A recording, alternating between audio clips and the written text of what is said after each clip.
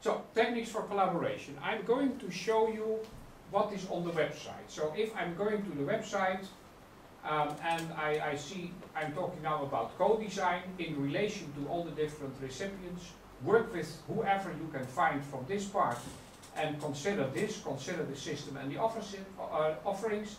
Co-designing, what could it mean? Well, if we click on co-designing, what we find the co-design activities can support different levels of participation. So from a situation in which the external figures are involved just in specific moments to situations where these people are really part of the design team.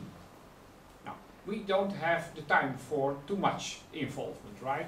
If you are a design team working on the business for months or for a year, you could do a lot, but in this case we probably will just involve these external people, external to the design team, for a specific moment. In reality, in a real design enterprise, some of them might be working with you for weeks or months, right? And now they are working for you for an hour maybe. Okay. The website suggests these tools, 10. And be aware, there are more tools that could still be useful. Right? So I'm not telling you, you should use these tools. I'm telling you, these are the tools proposed by the website, and I will briefly step through them one by one. So, let me say, Lego Serious Play. The process is based on the use of the common Lego game. You know the Lego stones, right? And with Lego stones you can pretty much build anything. And so this is a way to use this. And I put a cross through it. I'm telling you, I think it's not useful in your case. But I'm also telling you, when I told this to my students in Italy last year, one of the students said, I think it's very useful. And I told him, please tomorrow teach us why it's useful. And he did. Right? So I'm not saying you are not allowed to.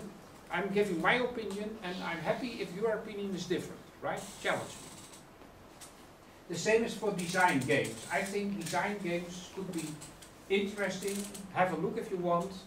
I think they could be too complicated for our type of design case. But if some of you disagree, please show me that it works. Okay? Now, the other ones, group sketching. I think group sketching, it was not used yesterday, because, but now I'm going to make you work in groups of 2.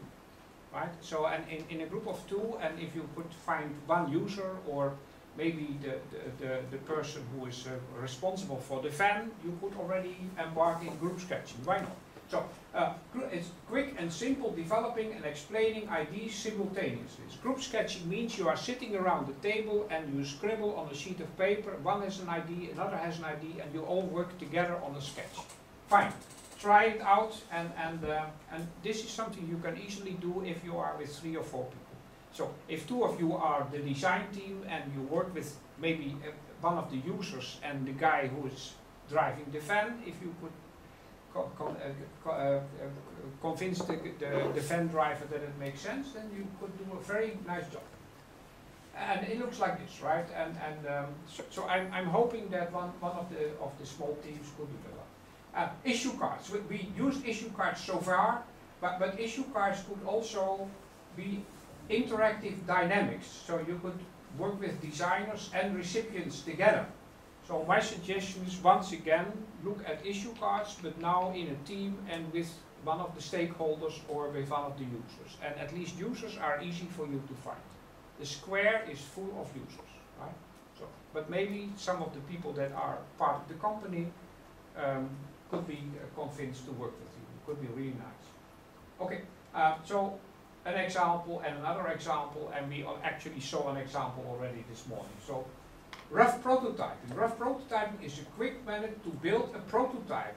But you could build a prototype by putting little puppets or little Lego blocks or whatever on the table, and then already prototype how the system would work.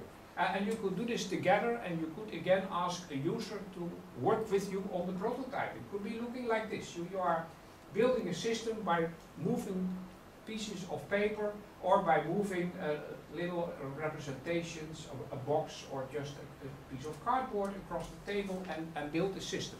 together, right? So I would challenge you to consider rough prototyping and work with one of the stakeholders or the users.